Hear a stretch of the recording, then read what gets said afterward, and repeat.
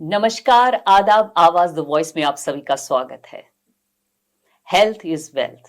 आज हमारे स्टूडियो में है डॉक्टर कुलजीत आनंद। बहुत बहुत स्वागत है आपका डॉक्टर साहब। डॉक्टर साहब, हेल्थ इज वेल्थ सबसे बड़ी नियामत है, ये जो हमारी जिंदगी है। तो डॉक्टर साहब, आपसे ये जानेंगे, आजकल बुजुर्गों में डिमेंशिया और मेमोरी लॉस की प्रॉब्लम्स ये क्यों बढ़ती जा रही हैं? देखिए, जैसे जैसे एज बढ़ती है, जी। ऐसा देखे एज सबसे बड़ा रिस्क फैक्टर है जो कि डिमेंशिया के लिए अमूमन देखा गया है। यदि व्यक्ति 60 से 70 साल है, उसको 10% चांसेस हैं उसको मेमोरी लॉस या अल्जाइमर डिजीज हो सकता है। यदि एज 70 to 80 है तो 20% चांसेस हैं अल्जाइमर होने के।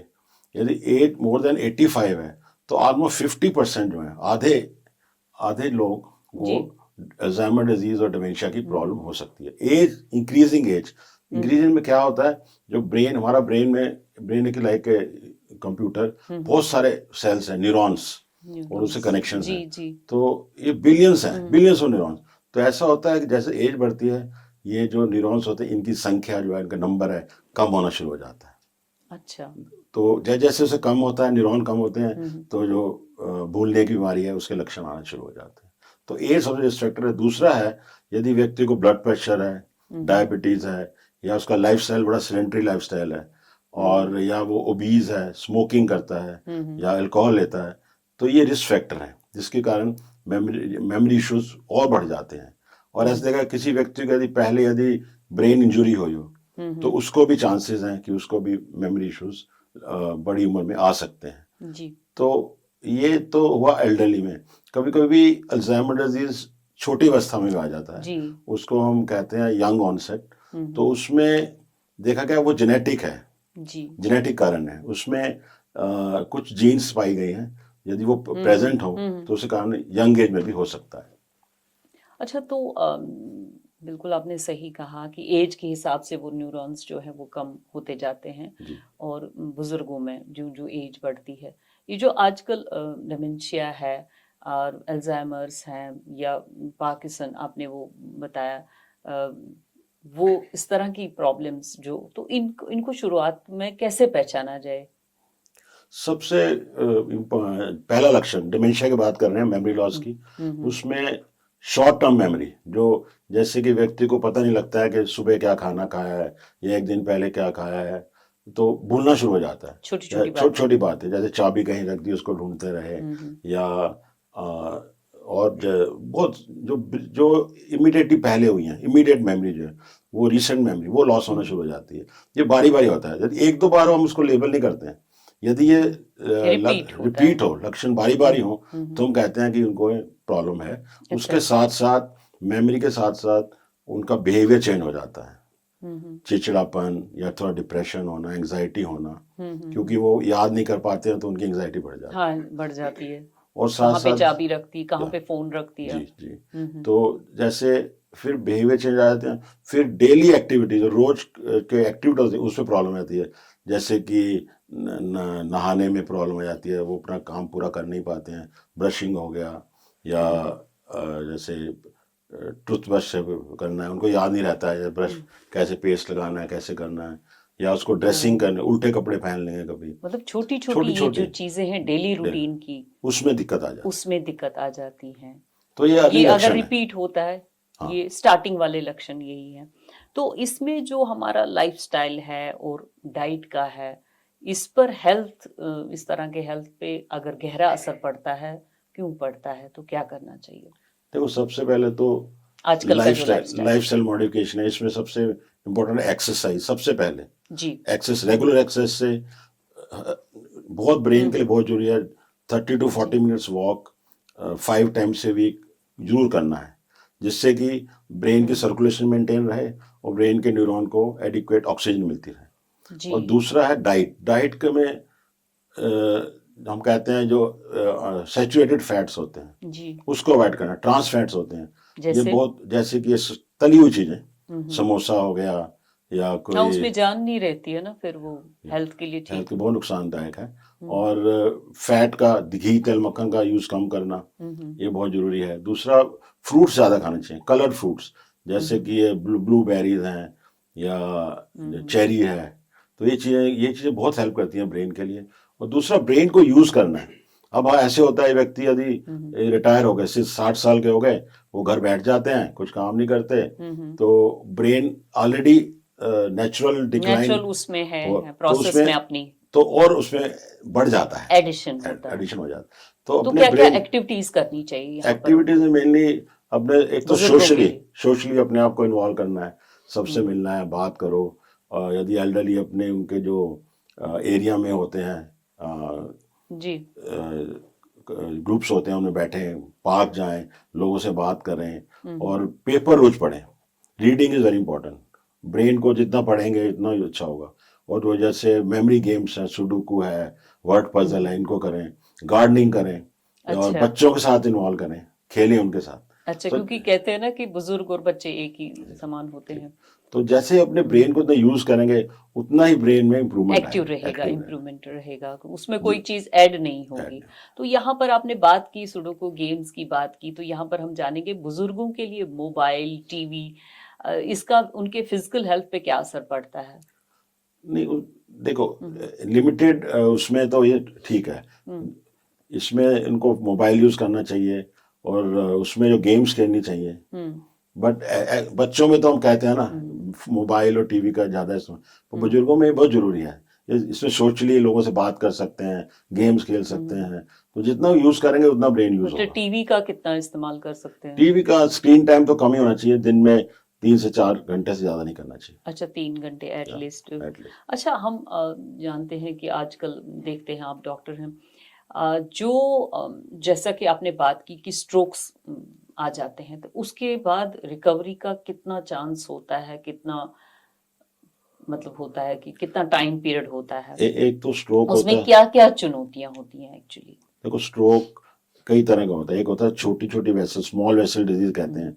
वो दिखता नहीं है बाहर से, आस्ता आस्ता छोटी छोटी नसें दिमाग की बंद होती हैं, जिनको डायबिटीज होती है, हाइपरटेंशन होता है, स्मोकिंग करते हैं, तो ब्रेन से इसमें आस्ता आस्ता मेमोरी प्रॉब्लम शुरू होती है, वेस्कुलर डिमेंशिया कहते हैं इसको। क्योंकि ब्रेन की जो वेसल्स हैं वो ब्लॉक हो रही हैं, छोटी वाली, तो उसमें उनको मेमोरी प्रॉब्लम ज्यादा होती है, अच्छा जो जिससे स्मॉल वेसल डिजीज कहते हैं। दूसरा, जो बड़ी आर्टरीज होती हैं, लार्ज वेसल कहते हैं, उसके ब्लॉक होने से स्ट्रोक हो जाता है, लकवा हो जाता है। उसके भी रिस्क फैक्टर वही है, डायबिटीज, हाइपरटेंशन, स्मोकिंग, ओबेसिटी। तो दो तरह से इफेक्ट कर सकता है। यदि छोटी नसें इन्वॉल्व हो, छोटी वेसल्स इन्वॉल्व हो, तो उसमें सिम्टम्स डिमेंशिया के ज्यादा आते हैं, मेमोरी लॉस के। जबकि बड़ी वेसल हो तो उसमें फालिश या पैरालिसिस की प्रॉब्लम ज्यादा। जिसको स्ट्रोक आ गया उसके बाद उसके लिए क्या क्या चुनौतियां हैं, उसके बाद क्या क्या मतलब? देखो, स्ट्रोक यदि किसी को होता है, सबसे पहले तो मैं ये इस माध्यम से कहना चाहता हूँ कि उसको तुरंत हॉस्पिटल जाना चाहिए। जी 4.5 घंटे के बीच में हॉस्पिटल पहुंचना चाहिए, क्योंकि ऐसी दवाई आ गई है जो हम उस पीरियड में देते हैं, विंडो पीरियड में देते हैं, तो उसे बच जाता है, उससे उससे डिजॉल्व हो stroke- जाता है जी। और लकवा इंप्रूव हो जाता है। सबसे पहले तो ये, जी यदि जी हो जाएगा तो फिर वो रिकवरी होती है, स्लो होती है, उसको 6 से 10 हफ्ते लगते हैं रिकवरी होने अच्छा में। चांसेस है, ये होते चुनौतियां हैं हैं। होते हैं पर कई व्यक्तियों को परमानेंट डैमेज हो जाता है, लाइफ, होल लाइफ के लिए पैरालिसिस हो जाता है। तो ये चुनौतियां हैं उसमें। फिर अब डिसेबिलिटी। डॉक्टर साहब बार बार हमसे ये कह रहे हैं कि स्मोकिंग, जैसे वुमेन तो स्मोकिंग नहीं करती, जो आजकल का लाइफस्टाइल है, स्मोकिंग मेन है इसका, इस तरह का मेमोरी लॉस का, जो स्ट्रोक्स का, स्मोकिंग ड्रिंकिंग, जो आजकल का लाइफस्टाइल है, या स्ट्रेस है, एंजाइटी है, इसमें मेन क्या है जिससे लोग बचे रहें, तो ताकि इन ये चीज? सबसे पहले तो, क्योंकि डायबिटीज और हाइपरटेंशन सबको जो रही है, बीपी को बिल्कुल कंट्रोल में रखें, शुगर को बिल्कुल कंट्रोल रखें, स्मोकिंग अवॉइड करें, और अल्कोहल, क्योंकि इनको अवॉइड करने से जो रिस्क होता है रिस्क फैक्टर स्ट्रोक स्ट्रोक्स का, वो कम हो जाता है। जो खतरा है बहुत कम हो हाँ ये जाता है। उसको ज्यादा एक्टिव हो जाता है ना इससे। और आपने स्ट्रेस जो है, स्ट्रेस से नॉट ओनली ब्रेन को, एक तो थिंकिंग पावर कम करता है, दूसरा इससे ऐसे हार्मोन रिलीज होते हैं जिससे बीपी बढ़ता है, डायबिटीज का कंट्रोल खराब हो जाता जी है। जी स्ट्रेस इस मामले में भी ना दोनों को खराब जी। करता है। तो डॉक्टर साहब हम बात कर रहे हैं ओल्ड एज प्रॉब्लम्स की, बात कर रहे हैं बुजुर्गों की बात कर रहे हैं, तो उनके लिए कुछ ऐसी एक्सरसाइज और या योगा वो क्या क्या फायदेमंद हो सकता है नर्वस सिस्टम के लिए? Regular physical exercise, simple exercise, walking, जैसे हम पहले ही बताया था, वॉकिंग, डेली वॉकिंग 30 मिनट्स, जी। थोड़ा ब्रिस्क वॉकिंग करना है, जब तक सांस ना फूल जाए। जब सांस फूल जाए एकदम बंद कर देना, या बोलने में थोड़ी दिक्कत आने लगे उस समय बंद कर देना चाहिए। ये 5 डेज ए वीक तो करना ही है। उसके साथ साथ सिंपल एक्सरसाइजेस, फिजिकल जो पीटी टाइप एक्सरसाइज होती है फिजिकल, वो करनी चाहिए, जिससे कि रेंज ऑफ मूवमेंट, जॉइंट्स में मोबिलिटी रहे। और योगा, मेडिटेशन, ये भी बहुत हेल्प करते हैं। जी सिंपल योगा, जी तो ये योगिक एक्सरसाइज होती जी है। जी जी योगिक एक्सरसाइज आपने कहा कि, और सिंपल वॉक कहा, Simple। और स्ट्रेस को बिल्कुल नहीं लेना है। तो यहाँ पर अभी तो हम बात कर रहे थे ओल्ड एज की, बात कर रहे थे बुजुर्गों की, बात कर रहे थे। अब हम आएंगे युवा लोग जो हैं, जिनके घर में बुजुर्ग हैं या इस तरह की, वो कैसे अपने दादा दादी के साथ ट्रीट करें, कैसे मतलब उनके लिए क्या क्या सावधानियां हैं? सबसे पहले तो पहचाने, यदि किसी के घर में किसी एल्डरली को मेमोरी इशू आ रहा है, या किसी का नाम लेने में दिक्कत आ रही है, पहचानने में दिक्कत, फेस को पहचानने में दिक्कत आ रही है, या घर से बाहर चले जाते हैं तो वापस नहीं आ पा रहे हैं, जैसे जी गाड़ी में एड्रेस, गए हाँ, भूल गए तो ना। वो रास्ता भूल जाते हैं, या फिर घर से निकल गए, कंफ्यूज हो गए बाहर, या फिर लैंग्वेज प्रॉब्लम है, मेन प्रॉब्लम किसी चीज का नाम ना, नेमिंग डिफिकल्टी, ये सबसे अर्ली सिम्टम है। तो इसको पकड़ें, क्योंकि अर्ली यदि पकड़ेंगे तो उसमें हम सहायता कर सकते हैं। ऐसी ऐसी थोड़ी मेडिसिन आ गई है जो अर्ली डिजीज में यूज करें तो हम डिजीज को काफी हद तक स्लो कर सकते हैं। जैसे नॉर्मल कोर्स में यदि अभी डिमेंशिया शुरू होता है तो लाइफ स्पैन 7 से 8 साल तक है। यदि हम अर्ली पिकअप करें, दवाइयां दें और लाइफस्टाइल मॉडिफाई करें तो हम लाइफ को क्वालिटी इंप्रूव कर सकते हैं और उनकी जो लाइफ स्पैन को इंप्रूव कर सकते हैं। जी, मतलब घर में जो युवा हैं उनके साथ साथ में ओल्ड एज दादा दादी है, नाना नानी है, या अपने माँ बाप हैं, तो वो उनके लिए क्या क्या सावधानी है अपने, उनके लिए इस तरह के पेशेंट्स के साथ में? एक तो सोशल रहना है, जैसे अभी ऐसा देखा गया है कि आजकल बिजी हैं सारे सब लोग, वो बिजी अपना हैं, ऑफिस चले जाते हैं, वो तो घर में सोशल फ्लैट आइसोलेशन से भी डिमेंशिया बढ़ता है। जी। तो उनको सोशली इन्वॉल्व करना है, डेली घर के जो सब काम है, जो फंक्शंस है, एल्डरली को इन्वॉल्व करना है, और छोटे बच्चों को भी एक्टिविटी उनके साथ करते रहे, जो जिससे कि उनको वो डिप्रेशन में जाए। डिप्रेशन भी एक रिस्क फैक्टर है जो कि डिमेंशिया को हाँ, यही मैं पूछने वाली थी, आजकल मतलब उससे कितना इफेक्ट होता है इस चीज पर? बहुत इफेक्ट होता है। यदि ऐसे देखेगा कि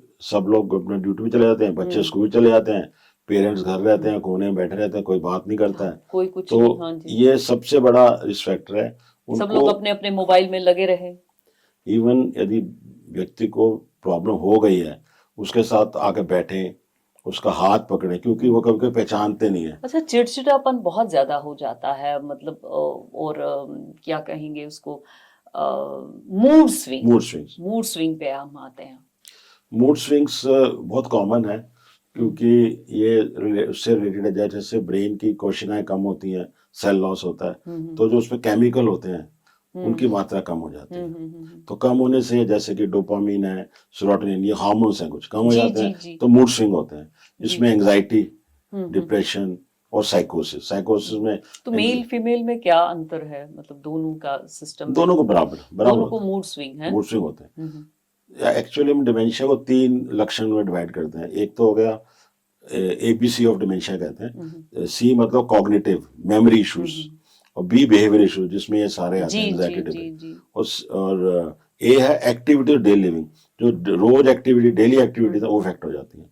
तो ये तीनों चीजें, कभी कभी व्यक्ति को मेमोरी लॉस होता ही नहीं है जी, वो कुछ और प्रॉब्लम से आता है, जैसे ये रास्ता भूल गए, पर वैसे सबको पहचान रहे हैं। सबसे पहले तो नाम ही भूल जाते हैं, आजकल की जनरेशन में भी, यंग में देखा जाता है। तो डॉक्टर साहब, आज हमारे हिंदुस्तान में क्योंकि एक पीढ़ी जो है बुजुर्गों की, वो काफी बढ़ रही है, और उनके लिए सरकार ने कुछ ऐसी योजनाएं मतलब बनाई हैं, कुछ ऐसा प्रबंध करके रखा है, क्या है वो? बहुत नेशनल प्रोग्राम्स हैं for the elderly, and also national mental health program है, जिसमें एल्डरली के लिए जीराट्री क्लिनिक्स हैं in the major hospitals, memory clinics हैं, इन द जो मेजर हॉस्पिटल है, और साथ साथ में हेल्पलाइन है, देयर इज जी। ए हेल्पलाइन टेलीमानस, जिससे कि व्यक्ति एकदम कनेक्ट कर सकता है। और देर आर और भी हैं, जैसे सोसाइटीज हैं, Alzheimer disease related dementia society, जो कि उसमें वॉलंटियर्स हैं, वो जगह जगह जाते हैं, जिस घर में प्रॉब्लम होती है, जी। देयर इज ए हेल्पलाइन, तो जी। वो कनेक्ट करेंगे, उनके घर आते हैं, उनको समझाते हैं कैसे काउंसलिंग कैसे करते हैं, काउंसिल करते हैं, काउंसलिंग करते हैं। कैसे पेशेंट को कैसे उसको हैंडल ये करना है। कुछ लोग ऐसे ही मानते हैं ना घर में, तो ये तो हो जाता है बुजुर्गों के साथ, ये तो हो जाता है, ये तो चिड़चिड़ापन आ ही जाता है आफ्टर 60, ऐसा भी कहा वो जाता कहते है। हैं 70-72 हो गया, सठिया गया। हाँ जी, हाँ जी। ये ऐसा कुछ नहीं, यदि मेमोरी प्रॉब्लम है और वो एंजाइटी प्रोग्रेसिव है, है, मेमोरी प्रोग्रेसिव, प्रॉब्लम है, डिप्रेशन है, मेमोरी लॉस है, बहुत सारी चीजें हैं, बहुत सारी प्रॉब्लम्स हैं कि जो कि मतलब ओल्ड एज लोग कह नहीं पाते कह नहीं हैं। पाते। तो यानी कि फैमिली मेंबर्स को ही बिल्कुल ये समझना है। जी, आजकल इतना तरक्की भी कर रहा है हमारा तरक्की हिंदुस्तान, भी कर रहा है और तनाव बहुत ज्यादा है, तनाव तनाव तो एंजाइटी बहुत ज्यादा, तो खास करके हम बेसिक, जैसे कि आपने कहा कि बेसिक एक्सरसाइज आपने बात की, तो अब हम आएंगे कि कुछ ऐसा डाइट। डाइट, बहुत सारी डाइट्स एडवाइस की गई हैं। उसका कितना असर पड़ता है इस पे, जैसे आपने बहुत फ्रूट्स के लिए कहा। बहुत असर पड़ता है। एक तो हेल्दी डाइट, जी। बैलेंस डाइट, जिसमें कि फैट्स कम हो, कार्बोहाइड्रेट कम, प्रोटीन थोड़ी ज़्यादा, और फ्रूट्स ज़्यादा। और ऐसा देखें कि फ्रूट्स में कुछ ऐसा कुछ उसमें खास। कलर्ड फ्रूट ज़्यादा करें, सारे फ्रूट्स में एंटीऑक्सीडेंट्स हैं, जी। पर कलर्ड फ्रूट्स का ज़्यादा माना जाता है। Beans, green leafy vegetable, specially beans are very good. Then उसमें देखा गया यदि व्यक्ति जो एल्डरली है वो मेजर मील नहीं खा पाता है, हाँ लाइक जी, हम हाँ लोग, जी, उसका तो डाइट भी कम कम हो होता जाए, है, तो उनको, मूड नहीं होता है खाने को, हाँ, भूख नहीं होती है। तो उनको एक तो प्यार से समझा के 3 से 4 घंटे में थोड़ा थोड़ा हेल्पिंग दो, जैसे बच्चे को बच्चे देते देते हैं। हैं, क्योंकि वो मेजर में खा नहीं पाते हैं। तो यदि उसको डायबिटीज है या कुछ और प्रॉब्लम है, तो शुगर लो हो जाती है, उसके अलग जी। लक्षण आ जाते हैं। सो स्मॉल फ्रीक्वेंट मील्स देना चाहिए, उसमें बैलेंस्ड मील होना चाहिए, उसमें enough fruits, green leaf vegetable होना चाहिए। जी। डॉक्टर साहब, बहुत अच्छा लगा आपसे बात थैंक करते यू, हुए। Thank you so much, thank you thank very you. Much.